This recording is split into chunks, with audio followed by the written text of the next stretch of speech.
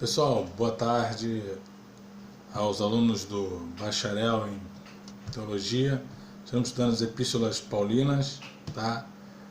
Embora já tenhamos falado sobre Colossenses na aula anterior, eu vou fazer um vídeo bem curto, tá? Só para explicar ali o básico da essência, tá?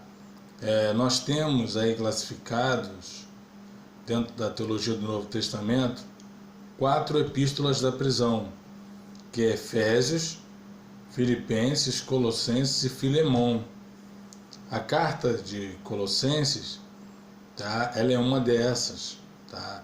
A igreja não foi fundada pelo apóstolo Paulo, ela foi fundada por Epáfras e Timóteo, quando Epáfras se converte lá em Atos 19 em Éfeso, tá? Ali na região da Ásia Menor. Ele se converte ali e levanta uma igreja. Só que Epáfras não tinha todo o conhecimento para doutrinar uma igreja. Então o que eles faziam? Louvavam a Deus, liam porções das escrituras ou dos evangelhos, né, que já circulavam alguns na época, como de Mateus, de Marcos, né, entoavam os salmos, e assim era o culto deles. Mas, como ela ficava na Ásia Menor, escrita ali por volta do ano 60, 64, o ano em que Paulo ficou preso, entrou uma seita chamada gnósticos, os gnosticismos. Gnose vem de sabedoria, conhecimento. Então, essa sabedoria era que garantia a salvação das pessoas. Segundo eles, para você ser salvo não bastava Jesus. Tinha que ter Jesus e essa sabedoria que vinha do alto, tá? Que Deus só deu a eles. Era uma seita filosófica, mística e religiosa, tá? Então, quando eles entraram na igreja de Colossos, eles começaram a trazer várias heresias. Primeira, havia um só Deus, e desse Deus haviam emanações, deuses menores, do bem, do mal. Jesus seria um desses deuses do bem. Ok? E o mundo foi criado por essas entidades. Primeiro passo. E eles negavam a divindade de Cristo, colocando-o numa posição inferior ao Espírito Santo e ao Pai. Tá? E é um perigo muito grande em você negar a divindade do Filho. Se você negar a divindade do Filho, você está preso ainda no pecado, porque só quem pode perdoar pecados é Deus. Jesus é divino humano por quê? Como ser humano, ele nos representa ativa e passivamente. Cumpre a lei em nosso lugar ativamente e sofre as consequências da lei na cruz, sendo moído pela ira de Deus. Mas ele só pode suportar a ira de Deus porque ele também é Deus. Se ele fosse um mero humano, ele derreteria igual um bonequinho de cera diante de uma fornalha ardente. Tá? Então, que fique claro para você aí que Jesus é divino humano, sempre será divino humano. Quando você chegar lá no céu, você vai ver as marcas na mão, na cabeça dele, nas costas, nos calcanhares, como uma prova de amor que ele teve pelo pecador. Tá? Então, Epáfras não sabia o que fazer, recomendado por Timóteo, vai à procura de Paulo. E quando Paulo fica sabendo, Paulo era conhecedor de filosofia, de direito, ele, isso segundo o F.F. Bruce, no livro A Teologia das Cartas de Paulo, ele assina e começa a escrever uma carta. Quando Paulo fica sabendo que o mundo foi criado por essas emanações, Paulo, aqui em 1 Colossenses, no capítulo 1 de Colossenses, ele já refuta já refuta essa ideia errônea, tá? Essa ideia diabólica de que Jesus fosse meramente, vamos dizer assim, um Deus menor, tá? Ele fala aqui a partir do versículo 13. Ele nos tirou, Jesus, da potestade das trevas e nos transportou para o reino do Filho do seu amor, em quem temos a redenção pelo seu sangue, a saber, a remissão dos pecados. Lá em Hebreus 9:22, diz que sem o derramamento de sangue não pode haver remissão. E aí ele começa aqui no 15. O qual é a imagem do Deus invisível, o primogênito de toda a criação.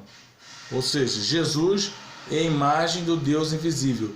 Ninguém nunca viu Deus. 1 Timóteo 1,17 e 1 Timóteo 6,15 e 16. Ninguém nunca viu Deus. Ah, mas quem é que passava na viração do dia porque eles ouviam os passos? Jesus.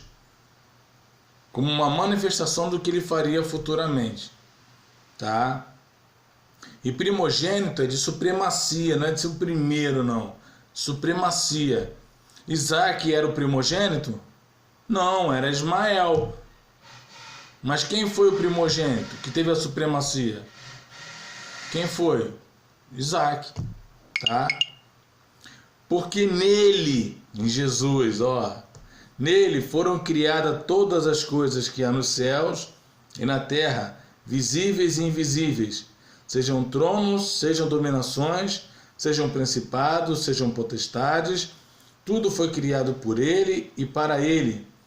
E ele é antes de todas as coisas, e todas as coisas subsistem por ele, ou seja, Jesus é o Criador de todas as coisas. De todas as coisas, inclusive dos anjos.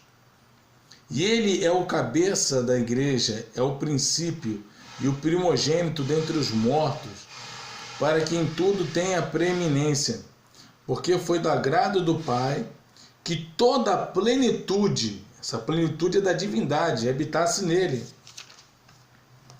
E que, havendo ele feito a paz pelo sangue da sua cruz, por meio dele reconciliasse consigo mesmo todas as coisas, tanto as que estão nos céus, quanto as que estão na terra. A vós também, que noutro tempo eram estranhos e inimigos no entendimento, pelas vossas obras más, agora, contudo, vos reconciliou no corpo da sua carne, pela morte, para perante ele vos apresentar de santos, irrepreensíveis e inculpáveis, se na verdade permanecerdes fundados e firmes na fé, e não vos moverdes da esperança do evangelho que tendes ouvido, o qual foi pregado a toda a criatura que há debaixo do céu, e do qual eu, Paulo, estou feito ministro. Paulo já diz, não foram emanações, foi Jesus. Deus não tem emanações, é Cristo, o único Filho de Deus. Quando ele foi batizado, Deus disse, eis o meu Filho amado em quem me comprazo. Tá? O Filho amado de Jesus, o Filho amado de Deus é Jesus. Quando Moisés e Elias desceram para falar com Jesus no Monte da Transfiguração, a voz do céu bradou lá de cima, a ele ouvi, a Cristo. E eles falaram sobre uma sabedoria que só eles tinham. O capítulo 2 fala assim, porque quero que saibais com o grande combate tenho por vós e pelos que estão em Laodiceia, e por quanto não viram o meu rosto em carne, estava preso, para que os seus corações sejam consolados e estejam unidos em amor, enriquecidos da plenitude da inteligência, para o conhecimento do mistério de Deus, Cristo. Deus, Cristo, em quem estão escondidos todos os tesouros da sabedoria e do conhecimento. Jesus não tem sabedoria, ele é a sabedoria. Ele é o Logos de Deus, a palavra, ele é a sabedoria. Quer ter sabedoria? Busque em Cristo. É em Cristo que ele quer. Tá? Então aqui ele já combate esses dois pontos, as emanações e a sabedoria. E no versículo 8 e 9 ele defende a divindade de Cristo. Tende cuidado para que ninguém vos faça presa sua por meio de filosofias. Paulo não está questionando filosofias, está questionando o gnosticismo. E vã sutileza segundo a tradição dos homens, segundo os rudimentos do mundo, e não segundo Cristo. Porque nele, em Cristo, habita corporalmente toda a plenitude da divindade. Cristo não é maior nem menor do que o Pai e o Espírito Santo. Ele é exatamente igual aos dois. Ou seja, por isso é trindade, e não triteísmo, três deuses.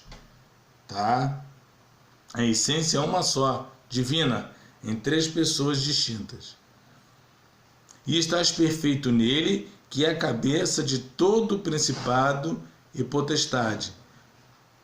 Então, aqui ele já deixa claro, tá, para você que Cristo é Deus. E censura também uma coisa aqui, que é o versículo 16, que é quando ele fala sobre o sábado, as festas, né? Fala assim, ó, o povo, os gnósticos, queriam, de qualquer forma, que o povo voltasse às tradições judaicas, que os cristãos voltassem às tradições judaicas, mas não tinha como. Entendeu? Não tinha como voltar às tradições judaicas. Entende?